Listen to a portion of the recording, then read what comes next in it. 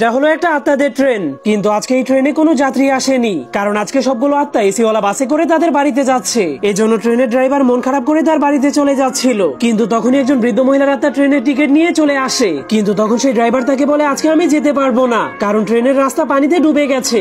যা শোনার পর সেই বৃদ্ধ দাদির আত্মা তার চুলের ভেতর থেকে একটা হীরা বের করলে সেই ড্রাইভার অনেক লোভে পড়ে যায়। এজন্য ড্রাইভার সেই হীরাটাকে পাওয়ার জন্য বৃদ্ধ দাদির আত্মাটাকে তার ঠিকানায় নিয়ে যেতে শুরু করে, কারণ সেই হীরাটা পেলে সে কোটিপতি হয়ে যাবে। কিন্তু ট্রেনটা একটা ব্রিজ পার হওয়ার পরেই থেমে যায়, কারণ সামনের রাস্তাটা ডুবে গিয়েছিল। এজন্য ড্রাইভার বৃদ্ধ মহিলাটাকে বলে, আপনি এখানেই নেমে যান। কিন্তু বৃদ্ধ মহিলাটা আরো সামনে যেতে চাইলে ড্রাইভার রাজি হয় না। কিন্তু তখনই বৃদ্ধ মহিলাটা আরেকটা হীরা বের করলে ড্রাইভার আরো বেশি লোভে পড়ে যায়। এজন্য ড্রাইভার সেই পানির উপর দিয়েই ট্রেনটাকে চালাতে শুরু করে দেয়। কিন্তু তারা দুইজন ভিজে যাওয়ার ভয়ে ট্রেনের ছাদের উপরে বসেছিল।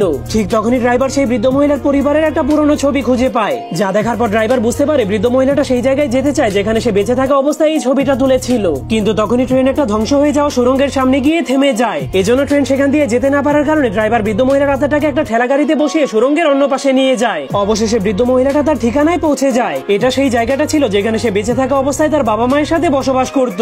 সেখানে একটা গাছ ছিল যেটা তার বাবা মা তার জন্য ছোটবেলা লাগিয়েছিল। তখন তার স্মৃতিগুলোকে চিরদিনের জন্য মনে রাখার জন্য ড্রাইভার তার ক্যামেরা দিয়ে সেই গাছের সাথে বৃদ্ধ মহিলাটার একটা ছবি তুলে দেয়।